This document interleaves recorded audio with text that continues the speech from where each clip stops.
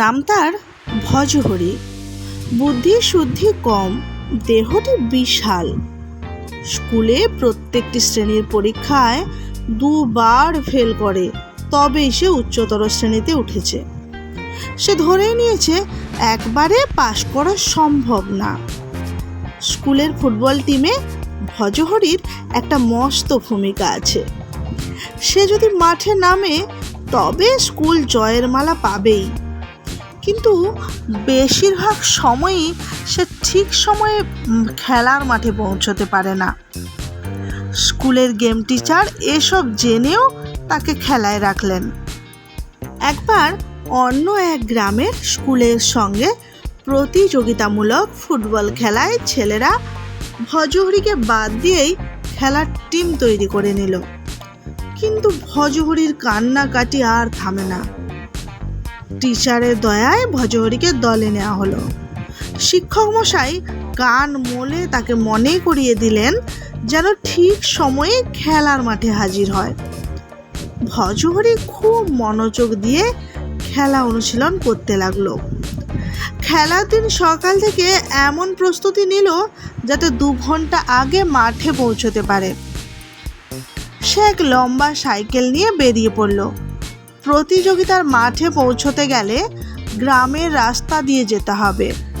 রাস্তার পাশে পড়বে অনেক পুকুর, সরু রাস্তা।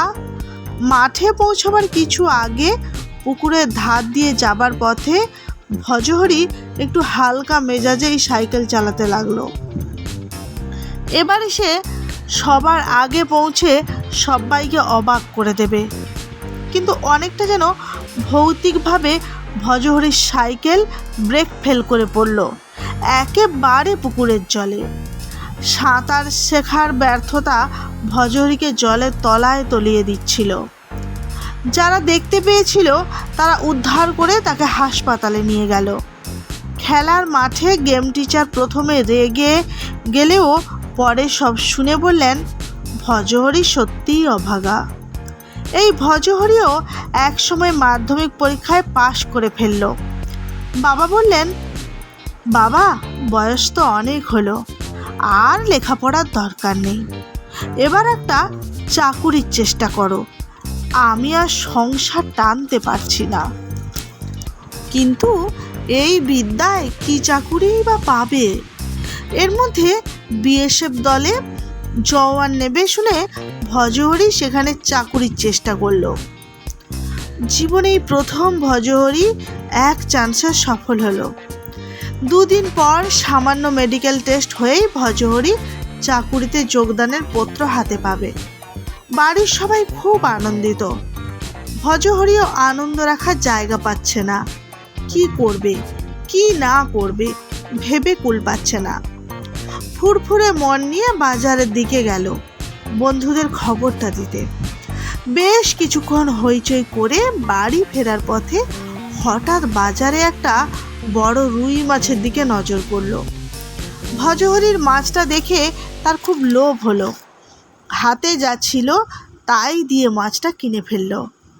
মাছটা হাতে ঝুলিয়ে বাড়ি গিয়ে মাকে বলল, মা দেখো কত বড় রুই মাছ নিয়ে এসেছি, তুমি ফার্স্ট ক্লাস রান্না করবে, কাল থেকে আমার চাকুরি হবে, আজ সবাই মিলে আনন্দ করে মাছ দিয়ে ভাত খাবো। মা হাসি মুখেই রান্না করলেন। সারা জীবন ব্যর্থতার বোঝায় ভারাক্রান্ত ছেলেটার মুখের এই হাসি মায়ের মনেও আনন্দ এনে দিয়েছে। রান্না হয়ে গেলে রাত্রিবেলায় ভজহরি কয়েক টুকরো মাছ দিয়ে তৃপ্তি করে ভাত খেলো। বেশ পেট পুড়ে খেয়ে দিয়ে ছাদে গিয়ে খোশ মেজাজে বেসুরো গলায় গাইল, আহা কি আনন্দ আকাশে বাতাসে। রাত পোয়ালেই চাকুরি, আহা কি আনন্দ। কিন্তু ভজহরির রাত আর পোহালো না। মাঝরাত থেকে শুরু হলো পায়খানা, বমি, ভয়ানক অবস্থা। সবাই মিলে ভোর রাতে তাকে হাসপাতালে নিয়ে এলো। মৃত্যুর সঙ্গে লড়াই করতে করতে পার হয়ে গেল ভজহরির মেডিকেল টেস্টের সময়। গড়হাজির হওয়ার কারণে বাতিল হয়ে গেল তার চাকুরির আবেদন। প্রাণে বেঁচে গেল একরাশ ব্যর্থতার গ্লানি নিয়ে। হাসপাতাল থেকে ছাড়া পাওয়ার পর মুখ আর কাউকে দেখাতে ইচ্ছে হলো না তার। মরা কাটা ঘরের দিকে কিছুটা নিরিবিলি এলাকায় ভজহরি নিজেকে বটগাছের ডালে দড়িতে ঝুলিয়ে দিল। ভজহরির আত্মা ভূত হয়ে আশ্রয় পেল বটগাছেরই একটি ডালে। হাসপাতালের মর্গের পাশের এই বটগাছটায় আরো অনেক ভূত এলাকায় ভয় সঞ্চার করে দাপিয়ে বেড়াচ্ছে অনেক দিন। সুযোগ পেলে মানুষের ঘাড় মটকে দিচ্ছে। ভজহরির একেবারেই পছন্দ হলো না মানুষের ঘাড় মটকানোর নেশা। কিভাবে মুক্তি পাওয়া যায় তাই ভাবতে ভাবতে একদিন হাজির হলো যমরাজের দরবারে। প্রহরীর কাছে অনেক কান্নাকাটি করে যমরাজের সামনে গিয়ে ভজহরি বলল, মহারাজ, আমার একটি আবেদন আছে। যমরাজা তার দরবারে চিত্রগুপ্তকে নিয়ে তার খাতার হিসেব পর্যবেক্ষণে ব্যস্ত। সেখানে কোনো আত্মা সরাসরি পৌঁছতে পারে না, তাই আবার প্রেত আত্মা। তিনি হুঙ্কার দিয়ে উঠলেন, কে রে তুই এখানে? বের হয়ে যায় এক্ষুনি। ভজহরি যমরাজের চরণে লুটিয়ে পড়ে বলল, মহারাজ, আমাকে এ জীবন থেকে মুক্তি দিন, আমি বড় অভাগা। যমরাজ বললেন, তা বেটা, আত্মহত্যা করতে গেলি কেন? জানিস না প্রেতাত্মার কোনো স্থান আমাদের এখানে নেই? তোদের বলা হয় জমের অরুচি। যা, শিগগির দূর হয়ে যা। ভজহরি বলল, অনেক দুঃখে আত্মহত্যা করেছি, ভেবেছিলাম বুঝি শান্তি পাবো, কিন্তু এ দেখছি আরও এক যন্ত্রণা। আমি এর থেকে মুক্তি চাই। যমরাজা বললেন, উপায় নেই, তোকে ভূত হয়েই থাকতে হবে। মানুষকে ভয় দেখানোর আর সুযোগ মতো ঘাড়ে চেপে বসা, এসব করতে হবে। একে বলে ভৌতিক তাণ্ডব। ভজহরি খুব কাঁদতে লাগলো নাকি সুরে। তার কান্না দেখে যমরাজার দয়া হলো।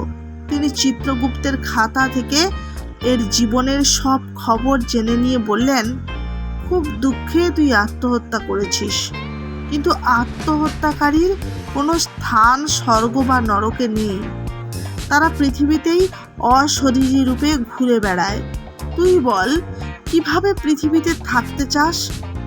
ভজহরি বুঝল কোনো উপায় নেই। আত্মহত্যার এমন সমস্যা আগে জানলে কিছুতেই আত্মহত্যা করতো না সে। শুধুই মানুষকে ভয় দেখানো আর ঘাড় মটকে দেওয়া, এটাও তার কাজ বলে মেনে নিতে পারল না। অনেক ভেবে ভজহরি যমরাজার কাছে আবেদন করে বলল, মহারাজ, আমি চাই আমি কখনো কখনো মানুষের মধ্যে ঢুকে তাকে ভয়ঙ্কর রাগী করে তুলব। রেগে যখন মানুষ কাঁই হয়ে সব ওলট পালট করে দেবে, তখন আমি তাকে ছাড়ব। যমরাজা বললেন, তবে তাই হবে, যা, তুই এখান থেকে পালা। ভজহরি ফিরে এলো পৃথিবীতে। রাগরূপী ভূত হয়ে এখনো সে পৃথিবীতে মহা আনন্দে আছে। রাগে কোনো মানুষ কারোর সঙ্গে ঝগড়া করছে, মারামারি করছে, হিতাহিত জ্ঞান শূন্য হয়ে জিনিসপত্র ছুঁড়ে ফেলে দিচ্ছে, সেখানেই বুঝতে হবে তার মাথায় ভূত চেপেছে। অবশ্য এতেও ভজহরির শান্তি নেই।